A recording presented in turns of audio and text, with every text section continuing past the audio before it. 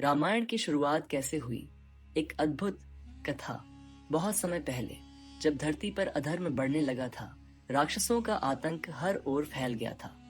वनों में आर्ष मुनियों का यज्ञ अधूरा रह जाता, क्योंकि रावण और उसके सेनापति रात में आकर उन्हें नष्ट कर देते। देवता परेशान थे और ब्रह्मलोक में जाकर उन्होंने सृष्टिकर्ता ब्रह्मा से प्रार्थना की, प्रभु, रावण का अंत कोई देवता नहीं कर सकता, क्योंकि उसने वरदान मांग लिया है कि उसे देव, दानव या राक्षस नहीं मारेंगे। तब विष्णु भगवान प्रकट हुए। उन्होंने कहा, अब मैं मनुष्य रूप में अवतार लूंगा, ताकि रावण का अंत हो सके और धर्म की पुनः स्थापना हो।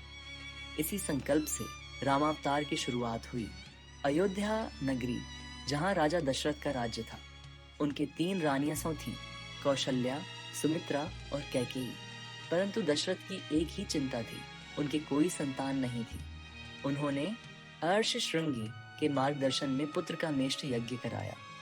यज्ञ के अंत में अग्निदेव प्रकट हुए और एक स्वर्ण कलश में दिव्य खीर दी। इसे अपनी रानियों को बांट दो, तुम्हें पुत्र प्राप्त होंगे। दशरथ ने वह खीर तीनों रानियों को दी। कुछ समय बाद कौशल्या ने राम, कैकेयी ने भरत और सुमित्रा ने लक्ष्मण व शत्रुघ्न को जन्म दिया। अयोध्या में जैसे दीपों का सागर उमड़ पड़ा। सब ओर आनंद, संगीत और उत्सव की गूंज थी। राम बचपन से ही असाधारण थे, शांत, विनम्र और तेजस्वी।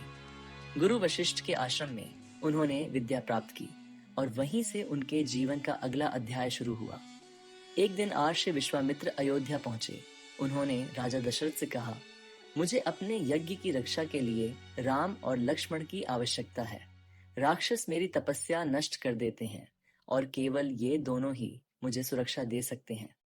दशरथ पहले तो संकोच में पड़े, लेकिन गुरु वशिष्ठ के समझाने पर उन्होंने राम और लक्ष्मण को विश्वामित्र के साथ भेज दिया। यहीं से रामायण की वास्तविक कथा प्रारंभ होती है। राम ने मार्ग में ताड़का और सुबाहु जैसे राक्षसों का वध किया।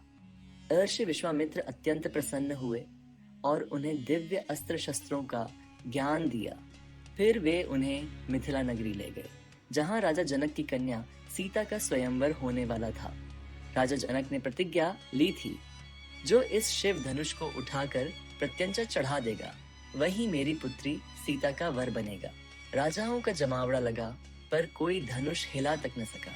जब राम ने आगे बढ़कर भगवान शिव के धनुष को सहजता से उठाया और प्रत्यंचा चढ़ाई, तो वह धनुष धड़ाम के ध्वनि से टूट गया। पूरी सभा थर्रा उठी। जनक बोले, आज मैंने साक्षात विष्णु का रूप देखा है।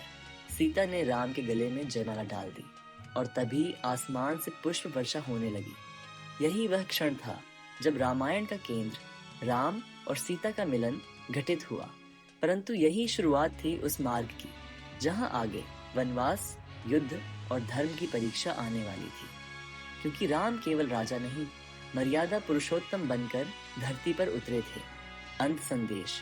रामायण की शुरुआत केवल एक कथा नहीं थी, बल्कि यह वह क्षण था जब भगवान ने मनुष्य रूप लेकर यह दिखाया कि धर्म, सत्य और मर्यादा हर युग में सबसे महान है।